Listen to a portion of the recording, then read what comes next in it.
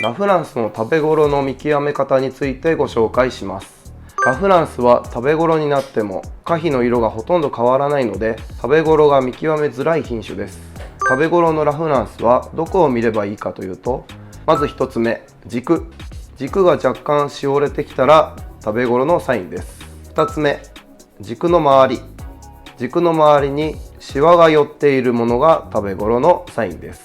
3つ目、お尻。果実の表面が緑っぽくてもお尻が茶色っぽくなってきたら食べ頃のサインです。明らかに柔らかいものはすぐに食べてください。傷んでいる可能性もあります。食べ頃を見極めると美味しいラ・フランスを食べることができます。